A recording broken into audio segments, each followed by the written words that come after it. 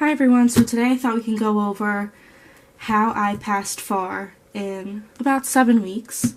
I did start January 1st and my exam was on February 10th, so it's kind of amazing I was already over a month ago. So I did do Becker, which you can see on the screen here, and I have my two financial reviews. That's what it is, financial reporting. So I did use Becker. I did get the final review. My company paid for the final review. And as an extra tool, I used a ton of flashcards. Okay, so I totally lied to you in the first clip that I'm going to show you when I make the video. I started the first week in January, but I really wouldn't say I started until about January 3rd, January 4th, because I was very behind and trying to catch up that week. Remember it vividly. So there's 5 weeks here that I'm just going to show you. Week 1, week 2, week 3, week 4, week 5. And this is the study plan that you can set up with your own pace, because everybody's pace is different when studying for the CPA. My pace right here was spending 5 to 8 hours a day just focusing on the CPA. I'm only taking classes online right now to get to the 150 credits because I graduated in December with my bachelor's, just getting extra credits now for the CPA. But this is the basic layout that they have. Let's see if we can make it better so you can see. And so first 5 weeks I did all the sections 1 through 10, and then this is the same week that I showed you previously. And then I did 1 week of review with 1 mock exam. I usually try to get the mock exam done on Thursday or Friday. However, I got sick that week, really bad, down and out with fever until Thursday, so I ended up taking the first mock exam on Saturday. Next week, I took the mock exam on Thursday, and then my exam was not February 10th, it was February 20th. Pretty sure I blacked out that whole time. So I took the last mock exam that Monday, the week of my exam, and then had my exam on the 20th. Forget my screen is touchscreen. And on the 20th, which was a Wednesday. So now, fast forward, I took this whole week off after my exam, and then I took the following week off and started audit on March 4th, which I'm currently studying for, almost done. That exam, let's see, do I have a calendar on my screen? Is in April, and I'm almost positive, yes, this exam is on April 10th. Not FAR, audit. Okay, back to FAR now. So when you go to this screen, this little booklet, you're going to pick FAR, audit, reg, or BEC. I picked FAR because that had the lowest passing rate, and everyone said it was the hardest, and in my opinion, I want to knock the hardest out first, because that's when your time starts. The CPA exam has an 18th month window where you have to pass all 4 sections from the date of the first pass. That's why I started with FAR. Thank God I passed in the first round, but if you don't, there's a few methods that I would suggest trying. So you open up FAR, and it gives you a nice layout of 1 through 10, and then 3 mock exams, and then I'll show you the percentage that you're done. Now I would go through these, and so let's pick FAR 1, and each section of FAR has modules. It's the same with every section for all 4 parts of the CPA exam: FAR, audit, BEC, reg.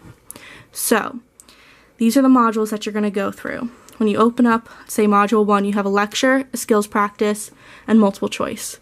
I would do the lectures, take notes in my book as the videos suggest.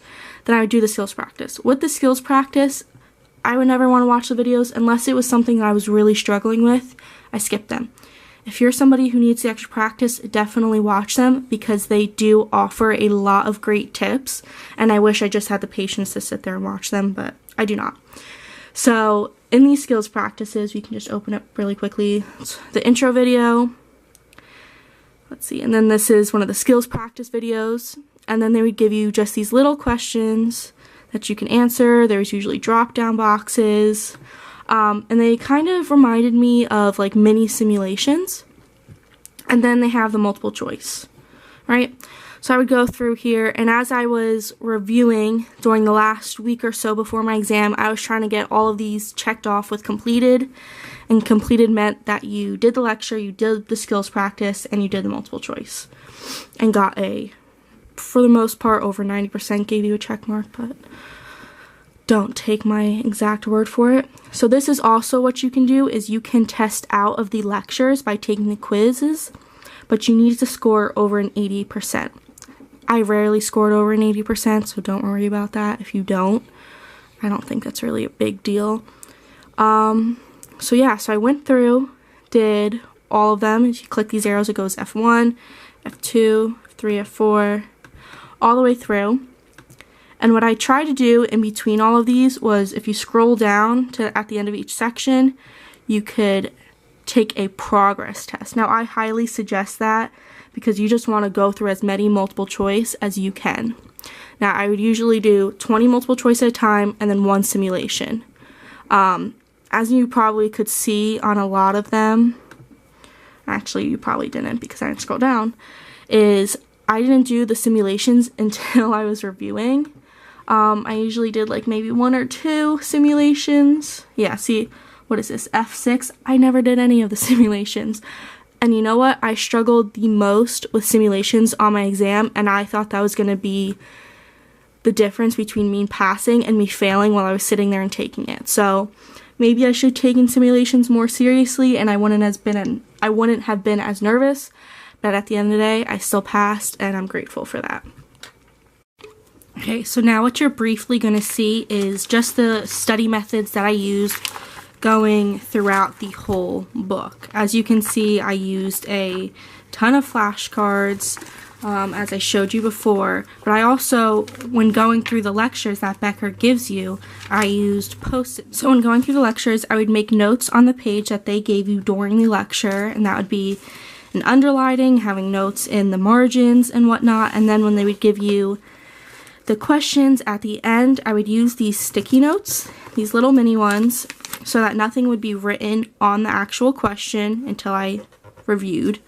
But these sticky notes would just give you a brief explanation of what you did, how you did it, and would give you the answer. And I did this that way so when I was going through it again for my review, the answer would not be written all over the page, but I could just take the sticky note off, put it to the side, and answer the question without seeing any of my previous work done.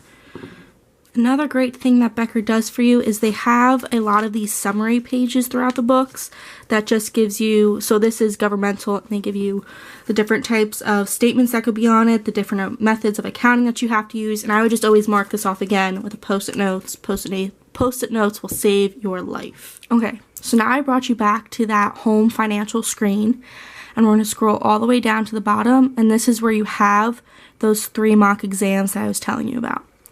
So I thought it would help if I would just go over my grades to see, you know, if you get this, it's not the end of the world. There's still room to improve and you could still end up passing. So if we go to that first test, you can see that I got a 63 on it. And at that point, I was like, oh my God, I'm not going to pass this test. That was after, like I said before, I was sick the entire week. It just was not looking good. So I took that first exam, got a 63. I ended up taking it again. Oh wait, I lied to you. I got a 62 on that exam. I got a 63 on the simulations and a 59% on the multiple choice. Sorry, lied. So then, I think Monday or Tuesday before my exam, I took the first mock exam over again. This one, I got a 70 on. I got a 76 on multiple choice and a 67 on simulations. And that should have been telling me the entire time, girl, you need to pick up your pace on the simulations. But I didn't. So let's go down again. The mock exam 2, we click on the report.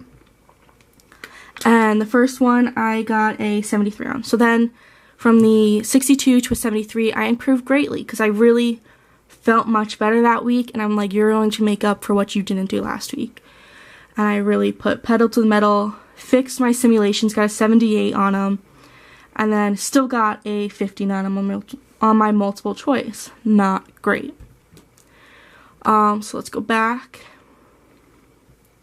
Let's do the report for the mock exam 3, and I'm almost positive I took this on Monday before my exam. So now let's see. Again, 59% on my multiple choice and 81% on my simulations. So basically I was sucking at multiple choice. But honestly, that's the one that's where I was practicing the most. So don't really know what was up there, but honestly, a lot of the exams give you so many different multiple choice, especially with FAR, because there's just so much material. Like, you just get what you get sometimes. You never know. Alright, so now I brought you over to the final review software that I got. I totally recommend getting it. I made my own flashcards. There's other people review on the Becker flashcards, but I heard that they were very lengthy, and I just know for myself, me using flashcards is a study method when I'm writing it down on the flashcard, not necessarily going back to it and doing the actual flashcard motion of flipping it over, testing yourself. It's not really my deal, but totally up to you. That's just not a study method that I work well with. So in the financial review, they give you just a breakdown of sections that are similar, and you can go through just a lecture this time on the material. You get a different book, which I showed you briefly before, but I'll show you again. It is, let me take out these extra sheets in here, a lot thinner. Can you see it? Yeah. Totally thinner than the massive FAR book. But they do give you just so many multiple choice questions, it's not even funny. So let's go to all 227 extra multiple choice questions. Multiple choice are so important to get down, and I remember just going through it, the night before my test and thinking, oh my god, this is so many, and I just kept doing it until I couldn't.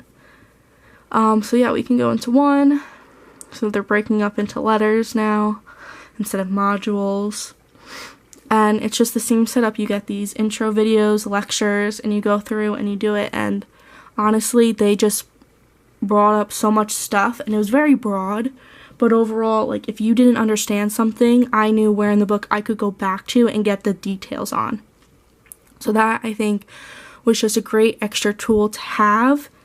And I totally recommend that if you don't pass the first time, definitely go get the CPA exam book, the CPA exam review book, apologies, and the final review book, and go through, watch these lectures, do it again, and then the stuff that you had a hard time with, go to the bigger book, go to the actual regular lecture book. I know that the NASB or whatever, NASBA, should give you a report on the sections of your exam if you didn't pass and see where your weaknesses were.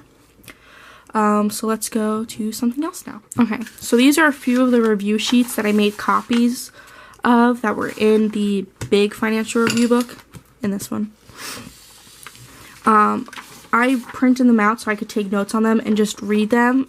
This is usually the ones that I had the most difficult with, or it was just a ton of information.